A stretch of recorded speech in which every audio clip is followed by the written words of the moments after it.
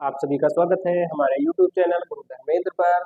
आज हम क्लास 10 की मैथ जो आपकी चल रही है उस पे पहुंच चुके हैं। एक्सरसाइज 3.4 का जो सेकंड पार्ट है यानी फर्स्ट पार्ट के सारे क्वेश्चन हमने कर लिए हैं।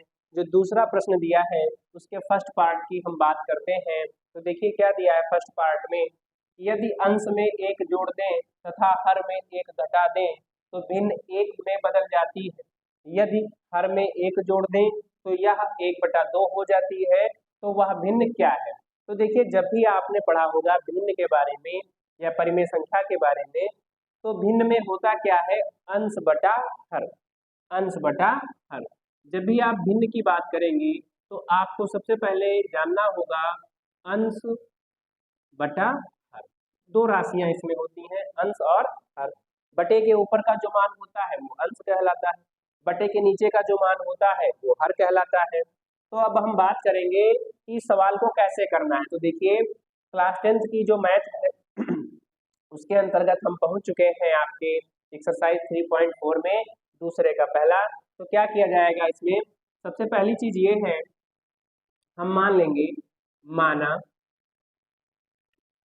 भिन्न का अंश बराबर x तथा भिन्न का हर बराबर y के। ठीक है, इसके बाद हम लिखेंगे भिन्न। तो देखिए आप जब भी भिन्न को लिखेंगे तो भिन्न में क्या क्या होता है? अंश बटा हर। तो भिन्न आपकी क्या हो जाएगी? x बटे y। ये आपकी क्या हो गई? भिन्न हो गई। अब हम क्वेश्चन पर आएंगे और शर्त के अनुसार से समीकरण बनाएंगे, क्योंकि जो आपका चैप्टर चल रहा है दो चर राशियों वाले रैखिक समीकरण। दो युग्म बनते हैं यानी दो समीकरण बनाए जाएंगे। पहला देखिए क्या बनेगा, यदि अंश में एक जोड़ दें तो सबसे पहले हम लिखेंगे प्रथम शर्त क्या है। यदि हम भिन्न को लिख लेते हैं और भिन्न में कहा जा रहा है यदि अंश में एक जोड़ दें, अंश में एक जोड़ दिया जाए तथा हर में एक घटा दिया जाए तो भिन्न का मान कितना हो जाता है? एक के बराबर हो जाता है। एक बार समझिएगा अच्छे से, यदि अंश में एक जोड़ दिया जाए और हर में एक घटा दिया जाए तो भिन्न का मान कितना हो जाता है? एक के बराबर हो जाता है। देखिए जब भी आप ऐसे प्रश्न करेंगे तो जिस हिसाब से प्रश्न में शर्त बोलेगा उसी शर्त के हिसाब से आपको प्रश्न हल करना है। अगर आप शर्त समझ गए, शर्त की सहायता से आपने दो चर राशि वाले रैखिक समीकरण बना लिए, उसके बाद आप आराम से विलोपन विधि या प्रतिस्थापन विधि किसी से भी सॉल्व कर सकते हैं। तो अच्छे से समझना है। करेंगे क्या आप? इसके बटे एक कर लिया जाएगा और इनका फिर ये गुणा कर लिया जाएगा। तो देखिए इसका गुणा जब हम इससे करेंगे और इसका गुणा इससे होगा तो निकल इस x+1 का गुणा एक से होगा तो आएगा x+1। y-1 का गुणा भी एक से होगा तो आएगा y-1। अब आप किसी भी विधि से आप इसको हल कर सकते हैं। देखिए अगर हम यहाँ से केवल x को इधर रहने दें और बाकी सब मान पक्षांतर कर लेते हैं तो y-1, ये 1 इधर प्लस का इधर आएगा तो माइनस का, तो x इक्वल y-2। इसको हम बना लेते हैं पहला समीकरण। ठीक है, पहला समीकरण हमारा बन चुका है। अब इस समीकरण की सहायता से हम हल करेंगे, लेकिन उससे पहले एक समीकरण आपका और बनने वाला है। तो देखिए दूसरा समीकरण क्या बनेगा आपका, यदि हर में एक जोड़ दें। अब देखिएगा जो दूसरी शर्त है वो क्या कह रही है, यदि हर में एक जोड़ दिया जाए तो पहले तो हम भिन्न लिख लेंगे। भिन्न हमारी क्या थी? x बटा y। अगर हर में एक जोड़ दिया जाए तो हर में एक जोड़ दिया जाए तो भिन्न कितनी हो जाती है? 1/2 के बराबर हो जाती है। बस आपको यही समझना है कि अगर आप x y जिसको आपने अंश और हर के रूप में माना है उसको किस प्रकार से किस कंडीशन में जोड़ना या घटाना है ये आपको ध्यान रखना है। तो यदि हर में एक जोड़ दें तो यह 1/2 हो जाती है, तो हर में केवल और केवल हम एक जोड़ देंगे। अब यहाँ से आप फिर ये गुणा कर लेंगे, इसमें भी इसका गुणा इससे इसका गुणा इससे, तो 2x y+1 का गुणा एक से करेंगे कितना आएगा? y+1। ये बन गया समीकरण 2। अब आप चाहें विलोपन, प्रतिस्थापन किसी भी विधि से हल कर सकते हैं। तो समझिएगा, हम प्रतिस्थापन विधि का प्रयोग कर रहे हैं, जो कि बहुत सिंपल विधि होती है। समीकरण 1 से x का मान समीकरण 2 में रख देंगे। समीकरण 1 से x का मान रखने पर तो रख दिया जाए, जहां पर हमारा x दिया हुआ है वहां पर हम मान रख देंगे। तो 2 गुणे x का मान क्या है, y माइनस 2। इसके बाद क्या किया हमने, जहां पर आपका x था वहां पर x का मान y माइनस 2 हमने रख दिया। अब इसको सॉल्व कर लिया जाएगा, गुणा करेंगे तो 2y माइनस 2 दूना 4 y प्लस 1। अब चर राशियां एक तरफ और चर राशियां एक तरफ, तो y ये इधर प्लस का है, इसको पक्षांतर करेंगे माइनस का, ये इधर माइनस का इधर आएगा तो प्लस का हो जाएगा। अब 2y में से एक y आप घटाएंगे, कितना बचेगा y, 4 और 1 5, ये आपका y का मान है। अब y का मान किसी एक समीकरण में रख दिया जाएगा तो x का मान आ जाएगा। तो y बराबर 5 समीकरण 1 में रखने पर तो रख दिया जाए समीकरण 1 में। समीकरण 1 है क्या, x बराबर y माइनस 2, ठीक।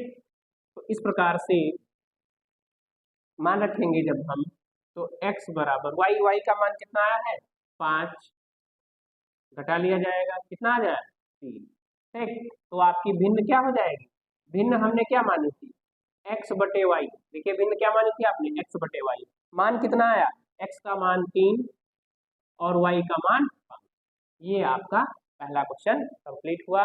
किस प्रकार से कौन सी शर्त माननी है, कहां पर कौन सा आपको जोड़ना घटाना है, सब कुछ आपके क्वेश्चन में दिया होता है। बस क्वेश्चन की सहायता से आपको करना क्या है, समझते चलना है और 1 बाय 1 आपको इक्वेशंस बनानी है। प्रतिस्थापन विधि का प्रयोग करना चाहें आप प्रतिस्थापन का कर सकते हैं, विलोपन का करना चाहें आप विलोपन का कर सकते हैं। आराम से देख लीजिए, नोट कर लीजिए, फिर बढ़ते हैं हम अगले प्रश्न की तरफ।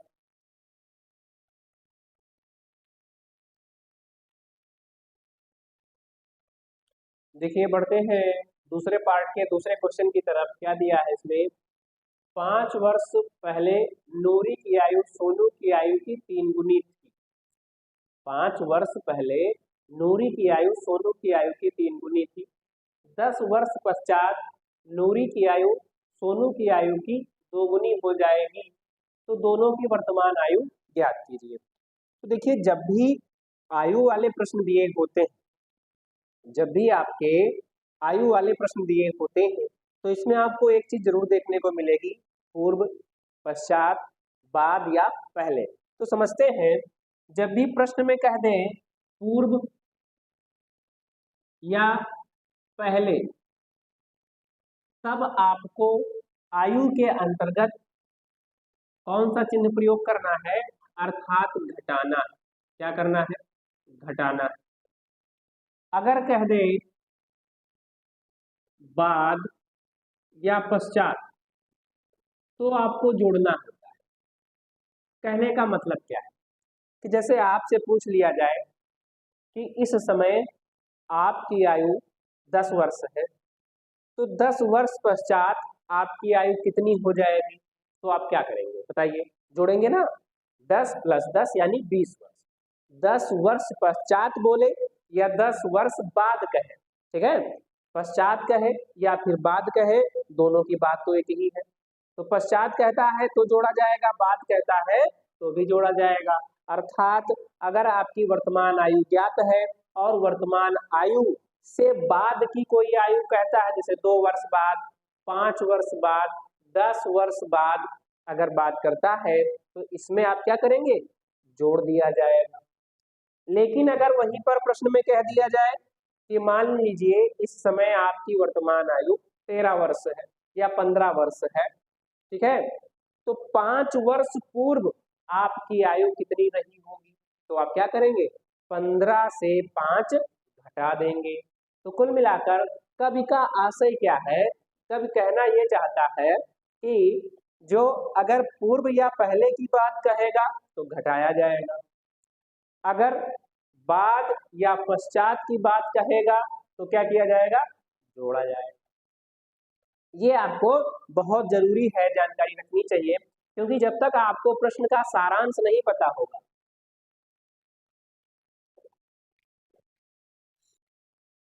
जब तक आपको प्रश्न का सारांश नहीं पता होगा तब तक आपको प्रश्न हल करने में दिक्कत होगी।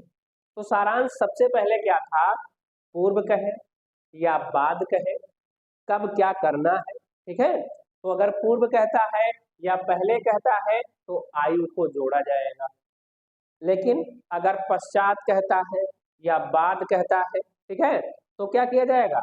आपको ध्यान ये रखना है कि अगर दोनों में कंडीशन बन रही है, कंडीशन देखिए इसमें भी बन रही है, क्या है, 5 वर्ष पहले है, पहले, तो चाहे आपका पहले कहे या फिर पूर्व कह दे तो क्या करेंगे आप, घटा दिया जाएगा। लेकिन अगर कह दे 10 वर्ष पश्चात, देखिए इसमें क्या आ गया, पश्चात, तो पश्चात कहे या फिर बाद कहे तो आप क्या करेंगे, जोड़ दिया जाएगा, ठीक है। तो कंडीशन हम बनाते हैं। पहले चैप्टर आपका चल रहा है दो चर राशियों वाले रैखिक समीकरण, ठीक, यानी आपको दो चर राशियों का प्रयोग करना है। दो चर राशियों के प्रयोग की सहायता से ही आपको प्रश्नों को हल करना है। हल करते समय चाहे आप विलोपन विधि का प्रयोग करें या फिर प्रतिस्थापन विधि का प्रयोग करें। अभी आप इसके बाद एक विधि और पढ़ेंगे और वो है वज्र गुणन, तो उसका आप उसे नया क्षेत्र है, तो वो हम अगले एक्सरसाइज में सीखेंगे। तो देखिए अब हम इस प्रश्न की जो कंडीशंस है वो बनाते हैं। क्या क्या कंडीशंस है, तो माना, अब देखिएगा ध्यान ये रखना है, माना नूरी, तो पहले हम मान लेते हैं नूरी, माना नूरी, नाम भी बहुत यूनिक है, क्या है, नूरी। मूरी जैसे हम क्या खाते हैं, मूली जिसको आप कहते हो, वो नहीं है, ठीक है, नूरी नाम है इसका। माना नूरी की वर्तमान आयु बराबर x वर्ष, नूरी की वर्तमान आयु बराबर x वर्ष, तथा सोनू, सोनू है बच्चों, सोना नहीं, ठीक है, हाँ आजकल क्या क्रेज में चल रहा है ना सोना, वो वाला सोना नहीं है, तथा सोनू की वर्तमान आयु बराबर y वर्ष। अब आपको शर्त के हिसाब से दो चर वाले रैखिक समीकरण बनाने हैं। उसके बाद आप चाहे तो प्रतिस्थापन विधि से हल करें या फिर चाहे तो आप विलोपन विधि से हल करें।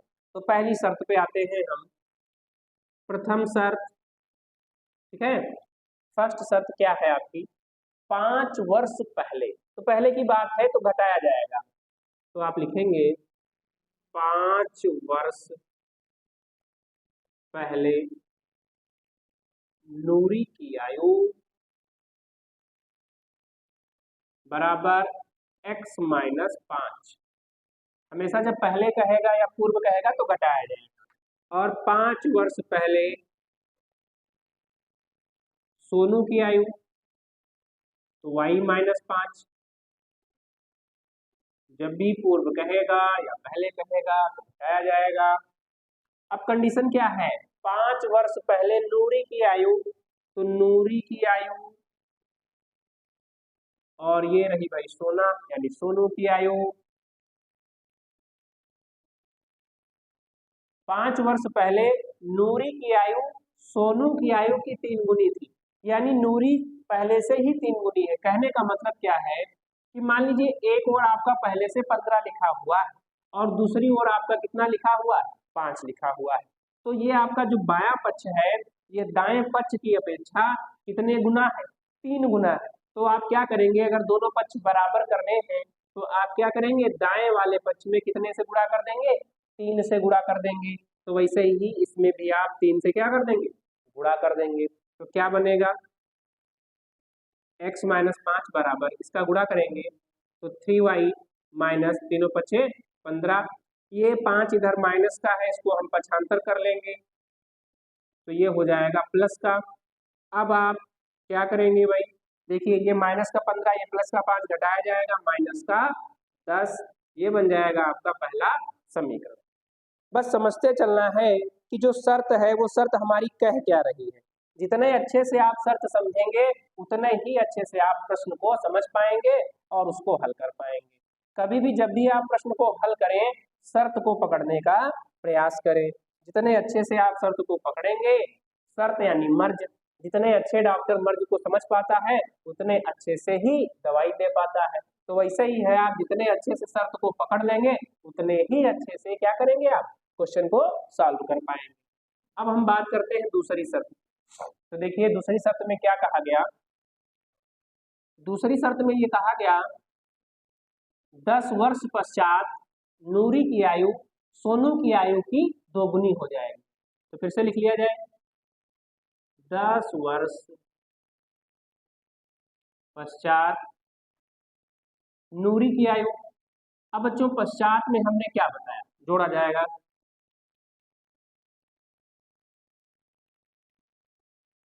तो क्या होगा, x प्लस 10, x प्लस 10, ठीक है। और 10 वर्ष पश्चात सोनू की आयु, ये क्या हो जाएगा, y प्लस 10, y प्लस, ठीक है। बस केवल और केवल आपको समझते चलना, जितने अच्छे से आप समझेंगे उतने अच्छे से प्रश्न को कर पाएंगे। शर्त अगर आप समझ जाते हैं उसके बाद सॉल्व करना तो आपके लिए बिल्कुल मक्खन हो जाएगा। तो अब दूसरी शर्त में क्या है कि 10 वर्ष पश्चात नूरी की आयु सोनू की आयु की दोगुनी हो जा रही है। अर्थात फिर से कंडीशन क्या है कि आपका जो बायां पक्ष है वो मान लीजिए 10 लिखा है, जो दायां पक्ष है वो कितना लिखा है, 5। तो हम देख पा रहे हैं कि हमारा जो बायां पक्ष है वो दाएं पक्ष की अपेक्षा ये 2 गुना है पहले से ही। तो हम क्या करेंगे, दाएं पक्ष में 2 से गुणा कर देंगे। तो वही आपको करना है, दाएं पक्ष में 2 से गुणा कर देनी है। तो जैसे ही आप दाएं पक्ष में 2 से गुणा करेंगे तो क्या होगा, देखिए इसका गुणा करेंगे 2i और 10 दूना 20। अब ये 10 इधर प्लस का है, इसको पक्षांतर कर लिया जाए।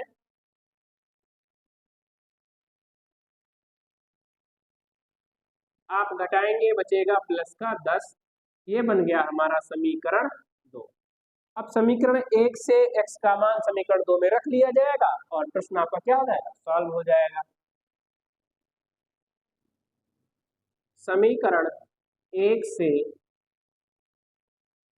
x का मान रखने पर, तो रख देते हैं भाई। देखिए समीकरण 1 में x बराबर है क्या भाई, 3y माइनस 10। तो जहां पर आपका x दिया है वहां पर हम लिख लेंगे 3y माइनस 10। बायां पक्ष लिख लिया, आप दायां पक्ष जैसे का तैसा। फिर से आप चर राशियां एक तरफ, अचर राशियां एक तरफ। y इधर प्लस का है, इधर आएगा माइनस का, ये 10 इधर माइनस का है, इधर आएगा तो प्लस का। तो 3 में से 2 घटेगा, कितना बचेगा y। y बराबर कितना आ गया, 20। ये आ गई भाई सोना यानी सोनू की आयु। कितनी आ गई, सोनू की आयु। अब इस y का मान किसी एक समीकरण में रख दिया जाए। तो y का मान समीकरण 1 में रखने पर, तो रख देते हैं। समीकरण 1 में y का मान रख दिया जाए। समीकरण 1 क्या है, x बराबर 3y माइनस 10। तो x बराबर 3y माइनस 10। तो यहाँ से x बराबर 3y का मान कितना आया, 20।